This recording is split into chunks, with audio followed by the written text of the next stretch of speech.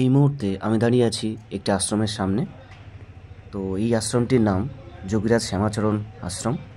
আজ এই ভিডিওর মাধ্যমে আপনাদের যোগীরাজ শ্যামাচরণ আশ্রমে সমস্ত তথ্য ডিটেলস আপনাদের সাথে শেয়ার করব। তো ভিডিওটি স্কিপ না করে সম্পূর্ণ দেখুন।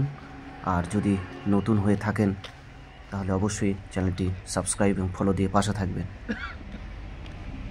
এই মিশনটি 30 সেপ্টেম্বর 1991 শ্যামাচরণ লাহিড়ী মহাশয়ের 96তম আবির্ভাব বার্ষিকীতে প্রতিষ্ঠিত হয়েছে।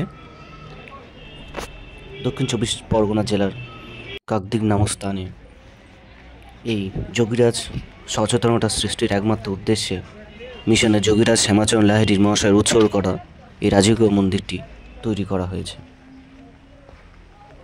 2 অক্টোবর 1995 মিশনের উদ্বোধন করা হয়েছিল।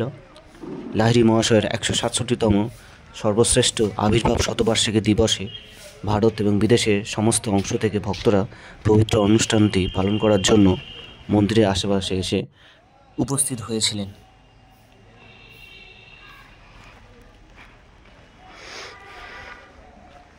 যোগীরাজ শ্যামাচরণ সনাতন মিশন মন্দিরে খোলার সময়সূচি হচ্ছে প্রত্যহ সকাল 6টা 30 মিনিট হইতে দুপুর 12টা, প্রত্যহ বিকেল 4টে হইতে রাত্রি 9টা, নিত্য পূজা প্রত্যহ সকাল 9টা, সন্ধ্যারতি সন্ধ্যা 7:30 সময়।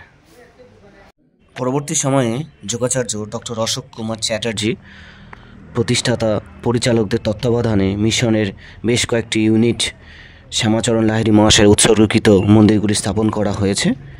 তার পশ্চিমবঙ্গের বাঁকুড়ার কৃষিয়াকোল এবং হায়দ্রাবাদ থেকে 40 কিলোমিটার দূরে দাসারপল্লীতে তার এখনও কাজ চলছে।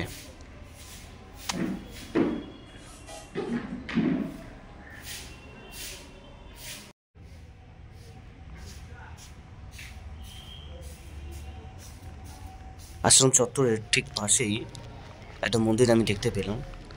কিছুটা এগিয়ে গিয়ে দেখলাম মন্দিরের দরজাটি বন্ধ, তাই দর্শন করতে পারলাম না। তবে সম্ভবত মন্দিরটি শিব ঠাকুর মন্দির। শ্যামাচরণ লাহিড়ী ব্যক্তিটির সম্পর্কে একটু জেনে নেওয়া ভালো।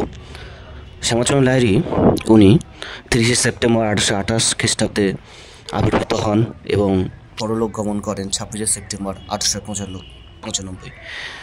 লাহিড়ী মহাশয় নামে সর্বাধিক পরিচিত একজন ভারতীয় যোগী এবং গুরু ছিলেন, যিনি ক্রিয়া যোগ স্কুল প্রতিষ্ঠা করেছিলেন। তিনি মহান অবতার বাবাজির শিষ্য ছিলেন। মিলারের আমেরিকান অল্টারনেটিভ রিলিজিয়ান্স বই অনুসারে লাহিড়ী মহাশয় জীবনকে পরমহংস যোগানন্দের একটি যোগীর আত্মজীবনীতে বর্ণনা পাওয়া যায়। এই আশ্রমটি দর্শন করতে চাইলে আমরা শিয়ালদা স্টেশন থেকে কাকদ্বীপ বা নামখানাগামী যে কোনো লোকাল ট্রেনে উঠে আপনারা কাকদ্বীপ স্টেশনে নেমে তারপর বাস স্টপে এসে টোটো, অটো বা বাসে উঠে পুকুরবিড়িয়া নামক স্টপেজে নেমে ঠিক তার বাঁ হাতেই দেখতে পাবেন এই আশ্রমটি।